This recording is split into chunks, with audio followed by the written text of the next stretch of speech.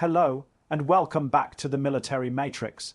Today we bring you a story that changes the landscape of the war in Ukraine.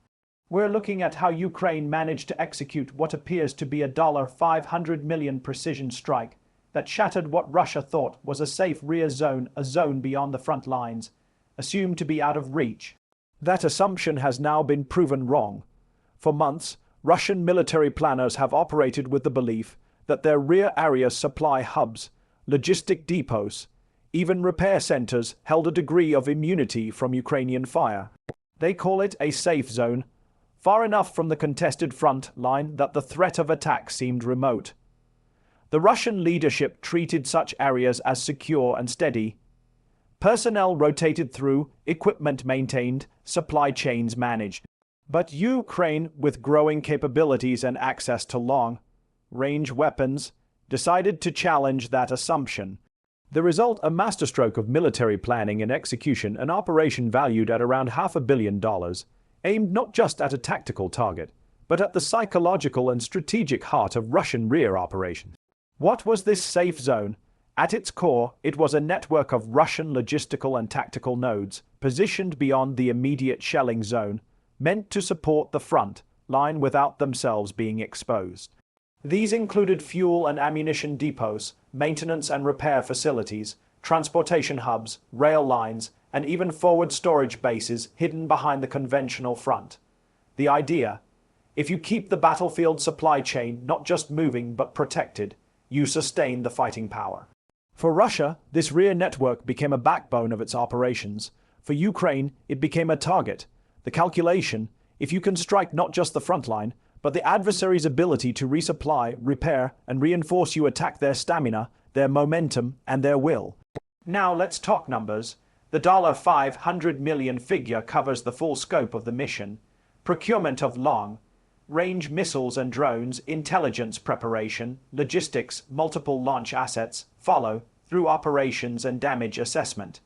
Ukraine has over recent months invested heavily in new systems: long-range drones assembling in covert workshops, kits turning into strike systems under cover of night, missiles being positioned for deep strikes. That sum also accounts for the preparatory intelligence work, oversight, reconnaissance, targeting, and the margins of error that must be accounted for in high-stakes operations. It's not just one missile, it's a campaign concept. The operational plan was meticulous. First, intelligence units identified the key rear node, the logistic hub that Russian command believed to be secure. Second, reconnaissance drones and night vision assets surveyed the area, mapping out ingress routes, defensive posture, supply flow, and sensor footprints. Third, Ukraine mobilized a swarm of drones, long-range missiles, and support assets to ensure a coordinated strike. These weren't hit and run artillery shells, they were deep penetration systems designed to punch through the outer layers of defense. Think high-end drones prepared in rural launch sites under darkness, as described in recent reporting. Simultaneously, conventional missile assets targeted backup infrastructure, rail links, and fuel lines to ensure the target node was isolated and unable to recover quickly. On strike day, the sequence was sharp. Drones launched en masse under cover of darkness, bypassing forward Russian sensors. Missiles followed, targeting the logistic hub, supply convoys, railheads. The hub went from secure to destroyed in hours. Explosions ripped through ammunition stores, fuel pits ignited, rail yards collapsed, vehicles ablaze. Russia's rear had been breached. In essence, Ukraine had achieved what many believed impossible, striking deep into what had been regarded as off-limits. This is a major psychological blow. Russia's command centers no longer can automatically trust that their rear areas are safe. The impact of this strike is multi-layered. Tactically, the immediate loss of supplies, fuel, repair capability, and evacuation routes disrupts Russian frontline sustenance. When ammunition cannot be shipped, when fuel lines are interrupted, the front line begins to slow. Russian units forward now face greater risk of logistical shortfall. Strategically, the message is clear: nothing behind the front line is inviolable. That undermines the broader Russian posture of strength, imposing uncertainty and forcing Moscow to divert resources to protect deeper zones. That means more troops held in reserve, more defensive layers, fewer assets allocated to the offensive. From a psychological standpoint, the blow is as important as the physical damage. Russian troops who believed they were safe in the rear must now view every location as a potential target. Rear area comfort zones vanish. For Ukrainian crews, this opens new opportunities. Striking support nodes command posts. Logistics nodes, you force the adversary into a reactive mode. It shifts initiative. For Ukraine, initiative is valuable, but the operation is not without risk. Deep strikes entail long logistic lines, vulnerability to counter-attack, risk of detection in advance, and high cost if it fails. The $500 million price tag tells you this was no splash mission. It was meticulously prepared, high risk, high reward.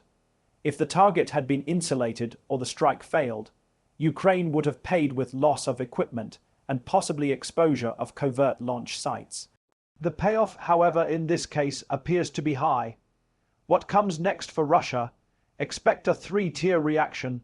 First, immediate damage control, rerouting supplies, hardening rear nodes, increasing air defense and electronic counter measures in formerly safe zones.